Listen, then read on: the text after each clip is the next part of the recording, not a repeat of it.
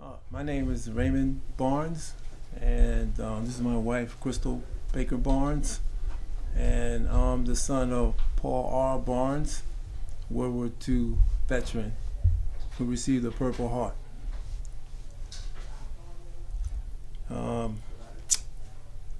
He was docked on northern France. He when he came to Europe, his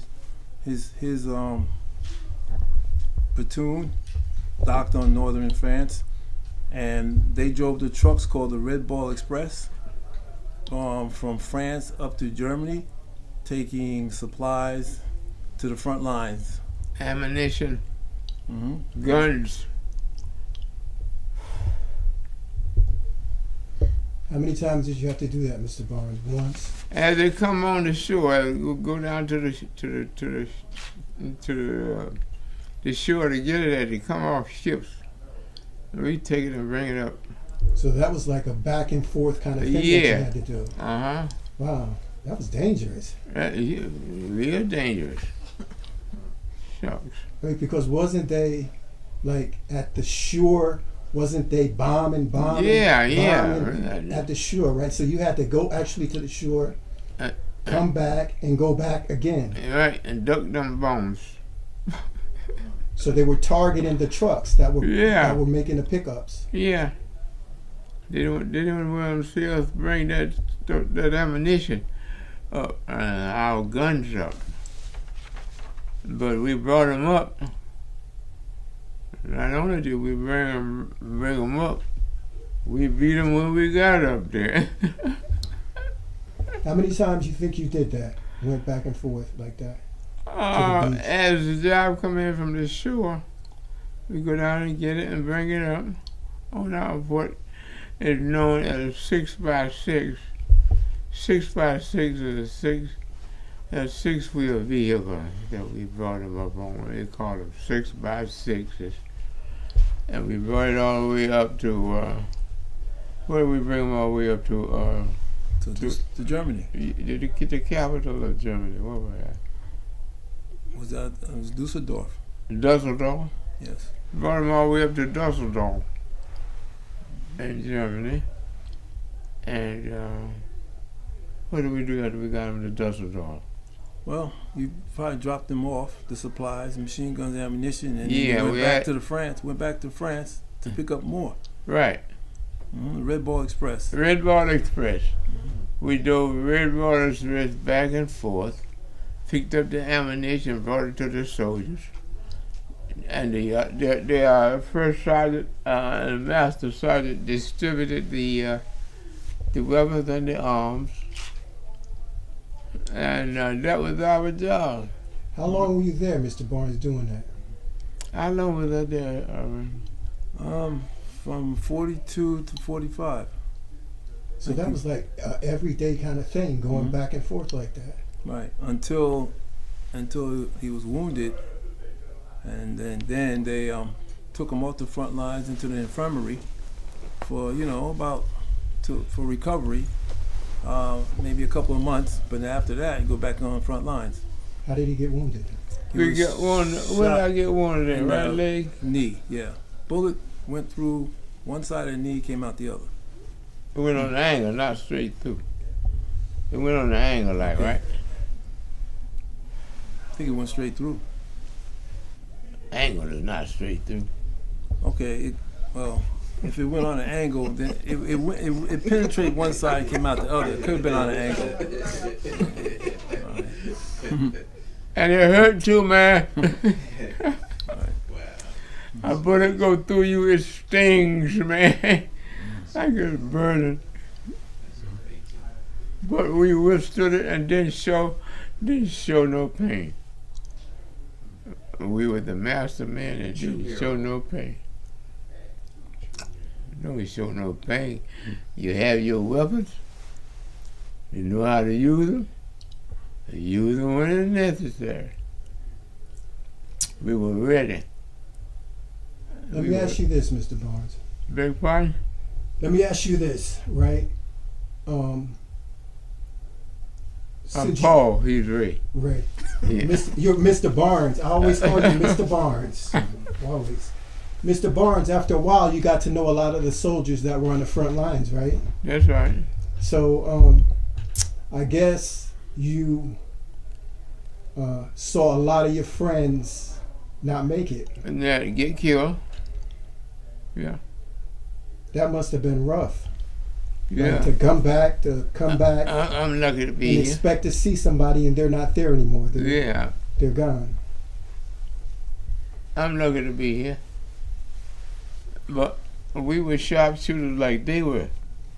We could handle them weapons, and we had accuracy with those 30 calibers and 50 caliber machine guns, and we used them whenever it was necessary. We don't let no country beat us. Come on, man. Sharp. And we went all the way up to where, Raymond? We went all the way up to France? Up to Germany, but what Up about to Germany, up to past... what about what you told me about when the Germans saw the black soldiers? What were they react? What was their reaction? And they were surprised.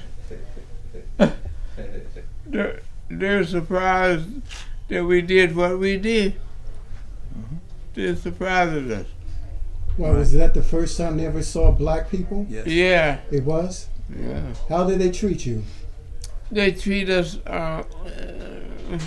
kind of like strangers, but they have to observe you real closely and see what you do, what you say, and But you were the enemy, though. So All right.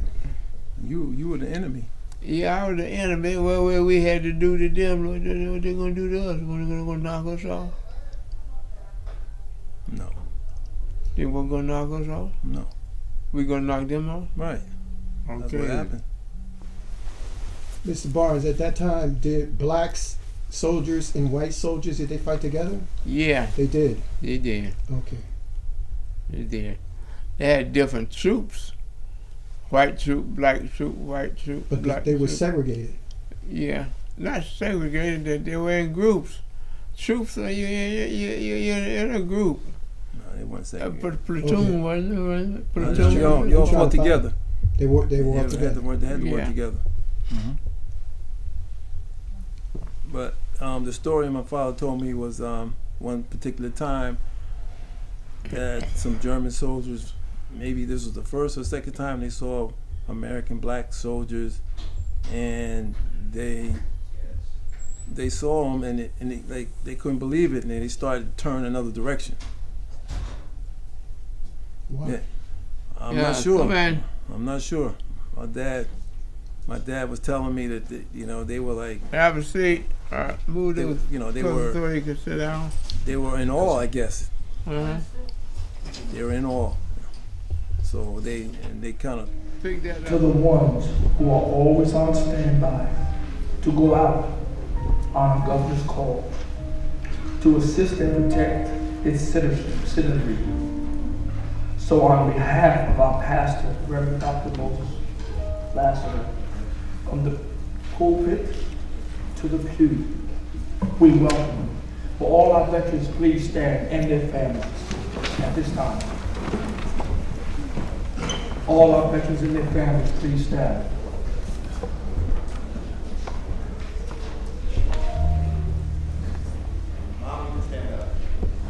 It is with great pleasure and honor to be in assemblage with you all today.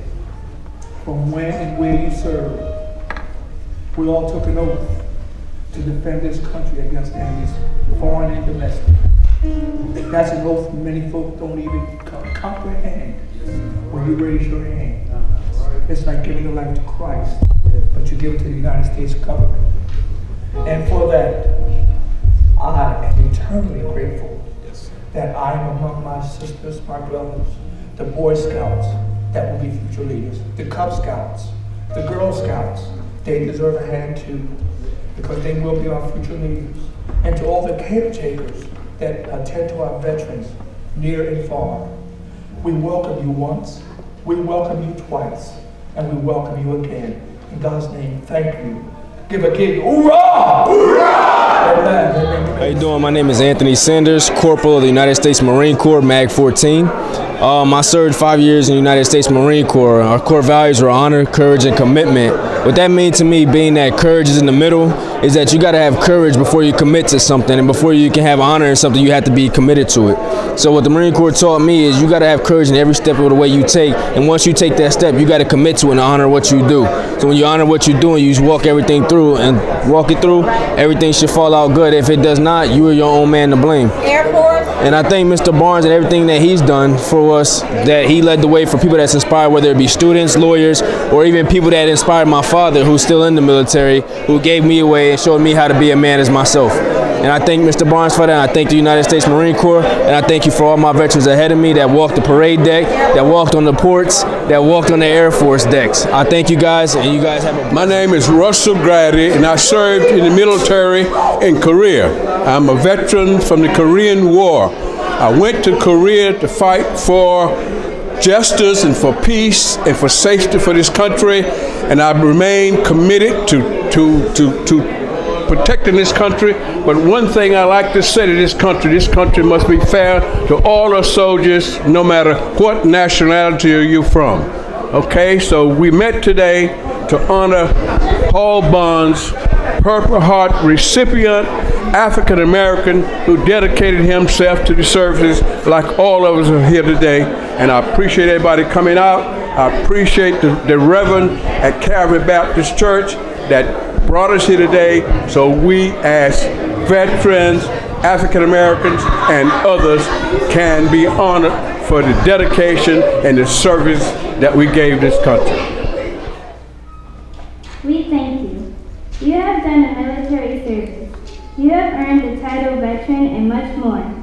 You have earned our recognition, love, deep respect, and admiration. You are unique, God's creation, one whom we cannot ignore. You have made some unspeakable and unspeakable sacrifices for the comfort we now enjoy. We commend you. The list is long of all the things you continue to give, and in the past you have. You are extraordinary individuals, a cut above the rest. You have shown and continue to show you can handle any storm. To you, we owe our freedoms and our very lives. You are our heroes who serve in uniform.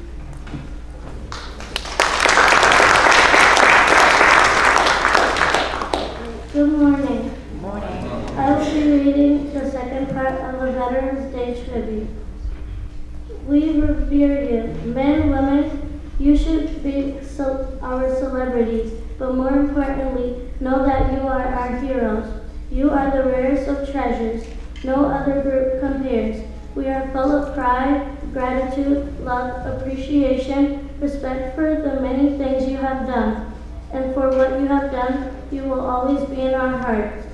We salute you. We owe you our support, friendship, and recognition. Now we never have questioned or doubt your worth. You are men and women who served us, protect us and our country. Veterans, you are the very best. So today we thank you.